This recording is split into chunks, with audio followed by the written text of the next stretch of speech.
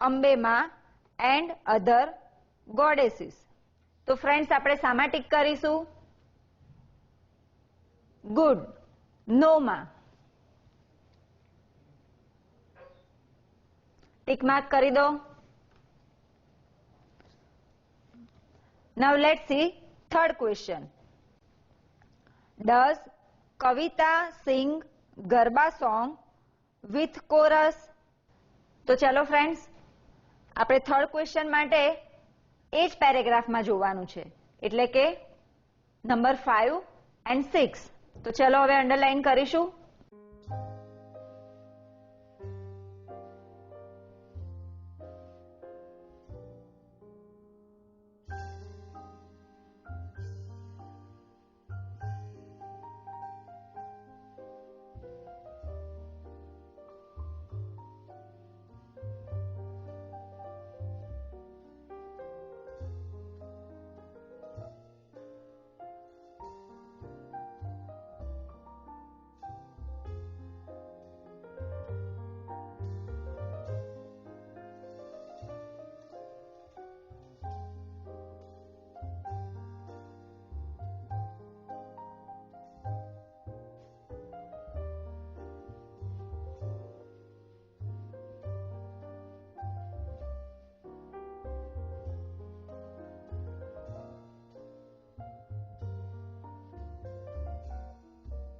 The chorus sings Garba song from the loudspeakers. હવે આપણે question જોઈશું.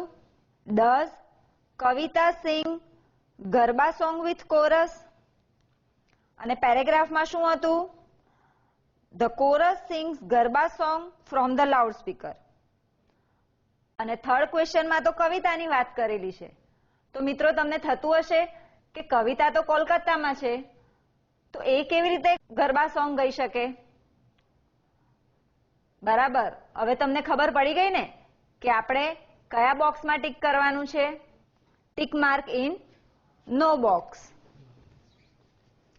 નાઉ let's see fourth question. Did Ketki's father tear the letter into pieces? Friends આપણે fourth question જોયો. હવે તમને એવું થશે કે આની કોઈ માહિતી તો લેટરમાં હતી જ નહીં, તો અમે ક્યાંથી આનો જવાબ શોધીએ? તો ફ્રેન્ડ્સ તમને યાદ છે ને, તમે જ્યારે એક્ટિવિટી 7A કરી હતી ત્યારે એની ઇન્સ્ટ્રક્શન પણ હતી. યાદ છે? નથી? કઈ વાંધો નહીં, આપણે ફરીથી એક વખત ઇન્સ્ટ્રક્શન જોઈશું અને એ ઇન્સ્ટ્રક્શનમાંથી તમને આ ક્વેશ્ચન માટે યસ કે નો બોક્સમાં ટીક કરવાનું છે તે ખબર પડી જશે. Read the instruction.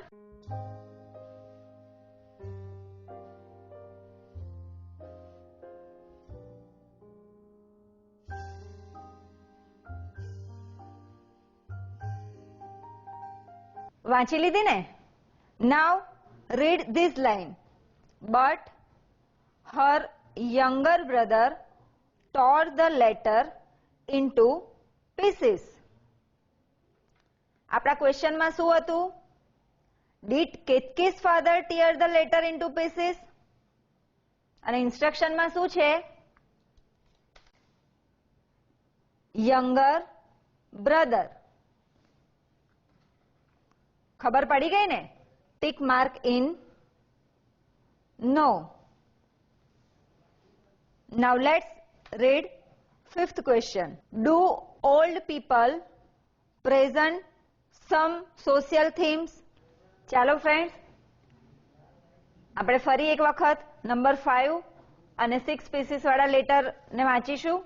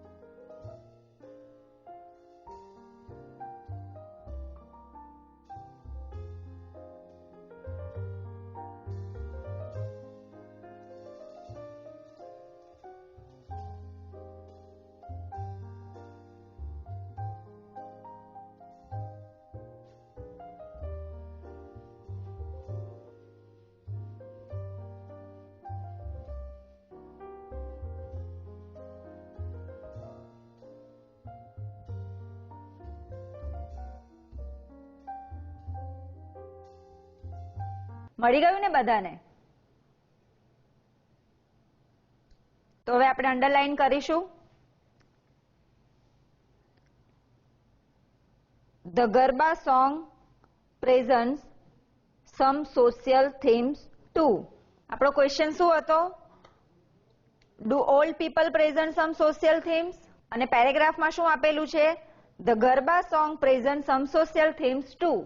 તો હવે આપણે ટીક માર્ક કરીશું. Tick mark in no box. Now let's read 6th question. Did Ketki buy chaniya choli? Students, હવે નંબર 1 અને 2 જે પીસીસ ને આપેલા છે તેને વાંચો.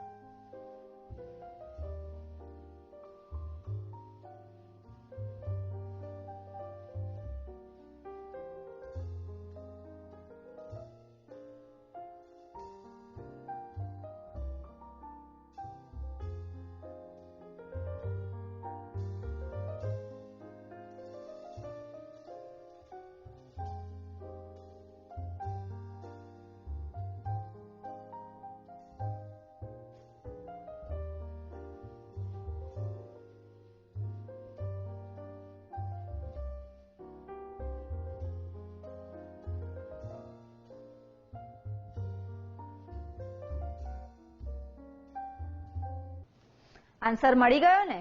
Vote was our question? Did Ketki buy chaniya choli? તો તમને યાદ છે ને કે કવિતાને લેટર કોણે લખ્યો હતો? એની બેસ્ટ ફ્રેન્ડ, જેનું નામ શું હતું? કેતકી. Very good. હવે આન્સર જુઓ તો, I will buy a set of chaniya choli for me. ફરી ક્વેશ્ચન જોઈશું. Did Ketki buy chaniya choli? Yes, she did. તો સામા ટીક માર્ક કરીશું? In yes box. Very good. તમે પણ ટીક માર્ક કરી દો. Now let's read 7th question. Does Ketki like to play garba? Friends, તમને થશે કે આ ક્વેશ્ચન માટે તો કોઈ પેરેગ્રાફ અમને બતાવ્યો જ નથી, તો ચિંતા ના કરો. પેરેગ્રાફ ભલે નથી, પણ હું તમને થોડીક માહિતી આપું છું. એના પરથી તમારે મને કહેવાનું છે કે એ ક્વેશ્ચન માટે આપણે યસ બોક્સમાં ટીક કરીશું કે નો બોક્સમાં. આપણો ક્વેશ્ચન શું હતો? Does Ketaki like to play garba? તો ફ્રેન્ડ્સ, તમને યાદ છે ને કે કેતકીએ કવિતાને લેટરમાં શું લખ્યું હતું? She said that she is preparing herself for this festival and she also bought a set of chaniya choli for herself. તો એનો મતલબ શું થયો? Ketaki likes the garba very much. અને આપણો ક્વેશ્ચન શું હતો? Does Ketaki likes to play garba? તો હવે ચલો કહો, આપણે સામા ટીક માર્ક કરીશું? બરાબર, મને ખબર જ હતી કે તમને આન્સર આવડશે જ. Let's tick mark in yes box. તમે પણ ટીક માર્ક કરી દો. Now let's see the next question. Is Ketaki from Kerala? Friends, તમને થશે કે આ ક્વેશ્ચન માટે તો કોઈ માહિતી આપવામાં આવેલી જ નથી, તો કઈ વાંધો નહીં, ચિંતા ના કરશો, હું તમને માહિતી આપું છું. ક્વેશ્ચન શું હતો? Is Ketaki from Kerala? તો તમને યાદ છે ને કે લેટર કોને લખ્યો હતો? કેતકીએ કવિતાને લેટર લખ્યો હતો. અને લેટરમાં શું લખ્યું હતું? લેટરમાં કેતકીએ ગુજરાતના ફેમસ ફેસ્ટિવલ નવરાત્રી વિશે ઘણી બધી માહિતી આપી હતી. તો એના પરથી આપણને ખબર તો પડી જ જાય કે કેતકી ક્યાં રહેતી હશે. તો કેતકી ઇઝ ફ્રોમ ગુજરાત. અને ક્વેશ્ચન શું છે? Is Ketaki from Kerala? તો હવે ખબર પડી ગઈ ને મિત્રો? તો આપણે હવે કયા બોક્સમાં ટીક માર્ક કરીશું? ચાલો ટીક માર્ક કરીશું. Students, let's see hour next question. Number 9. Do tiny tots decorate the ground with tiny bulbs? Students, number 5 અને 6 પીસીસ જે છે એને ભેગા રાખીને તમારે વાંચવાના છે અને આ ક્વેશ્ચનનો આન્સર તમારે આ પેરેગ્રાફમાંથી શોધવાનો છે. 3 આન્સર તો આપણને આ જ પેરેગ્રાફમાંથી મળી ગયા છે, બરાબર ને મિત્રો? આપણે એની નીચે અંડરલાઈન પણ કરેલી છે. તો હવે ચલો 9 નંબરના ક્વેશ્ચનનો આન્સર પણ આની અંદરથી ઝડપથી શોધી નાખો. તમે વાંચશો ને તરત જ મળી જશે. મળી ગયું ને મિત્રો? પહેલી જ લાઈનમાં આપેલું છે, બરાબર? ચલો આપણે એની નીચે અંડરલાઈન કરીશું. People decorate and ઇલ્યુમિનેટ the ground with tiny bulbs. આપણો ક્વેશ્ચન શું હતો તમને યાદ છે? તો ફરી એક વખત ક્વેશ્ચન જોઈશું. તમે આન્સર બરાબર યાદ રાખજો. ક્વેશ્ચન વાંચીશું. Do tiny tots decorate the ground with tiny bulbs? અને આન્સર શું હતો? People decorate the ground with tiny bulbs. બરાબર ને? તો હવે તમને ખબર પડી ગઈ કે આપણે યસ બોક્સમાં ટીક કરવાનું છે કે નો બોક્સમાં? વેરી ગુડ, નો બોક્સમાં.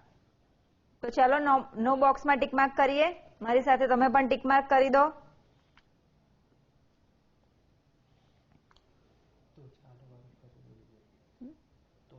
Now let's see our next question. Number 10.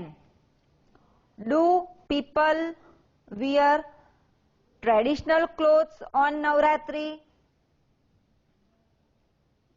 Students, તમને થશે કે આ ક્વેશ્ચન માટે તો પેરેગ્રાફ આપ્યો જ નથી.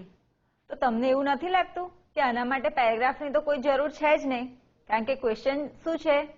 Do we wear traditional clothes on Navratri? તો આપણે બધા નવરાત્રી જોવા પણ જઈએ છીએ અને નવરાત્રીમાં ગરબા ગાવાનું તો તમને ગમતું જ હશે. તો તમે જ યાદ કરો કે નવરાત્રીમાં તમે કેવા કપડાં પહેરો છો, અને સાથે હું તમને 2 પિક્ચર્સ પણ બતાવું છું. એના પરથી તમને ખબર પડી જશે કે આપણે કયા બોક્સમાં ટીક કરવાનું છે. તો ચાલો આપણે પિક્ચર્સ જોઈશું.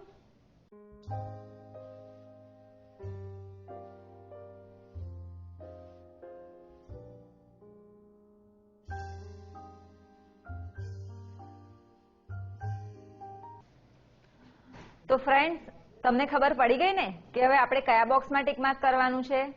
તો ચાલો ફરી એક વખત આપણે બોક્સની અંદર ટીક માર્ક કરીશું. Number 10 question is do people wear traditional clothes on Navratri?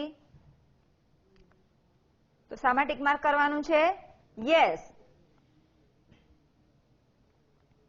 Now next question and last question is, does Navratri last for 9 days? So friends, last question છે એનો આન્સર તમારા લેટરમાં જે 3 અને 4 નંબર જે પીસીસને આપેલા છે એને સાથે રાખીને તમારે વાંચવાનું છે.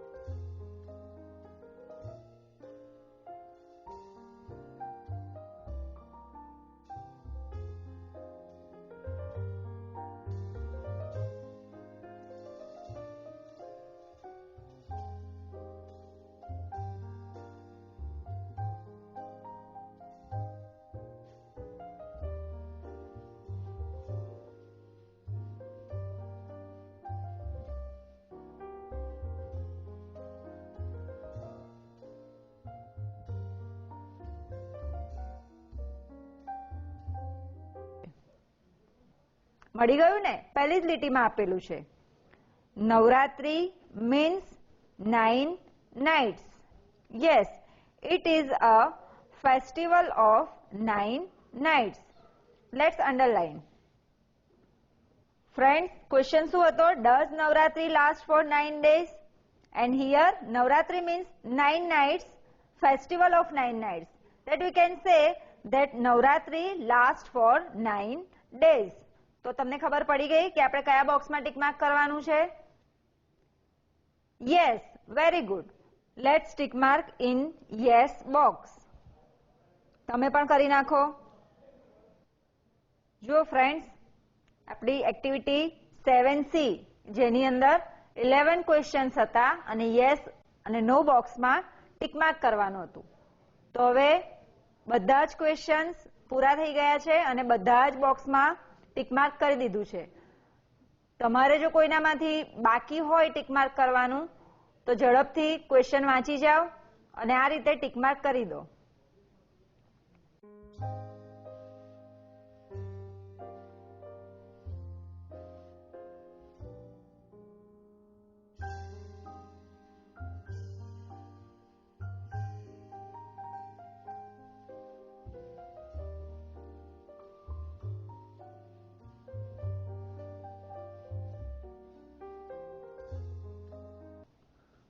So students, we have completed two activities, activity 7B and activity 7C. In activity 7B, we learned many new words and also got their similar meanings. In activity 7C, we put tick mark in yes or no box and we also learned how to answer the questions. So friends, letter ના આધારે આવા બીજા question તમે બનાવતા રહેજો અને એના answer બનાવીને અમને વોટ્સએપ પર મોકલતા રહેજો. આશા રાખું કે તમને બધાને આ બંને એક્ટિવિટીમાં ખૂબ જ મજા આવી હશે, હે ને? સારું, ત્યારે ફરી મળીશું. આવજો.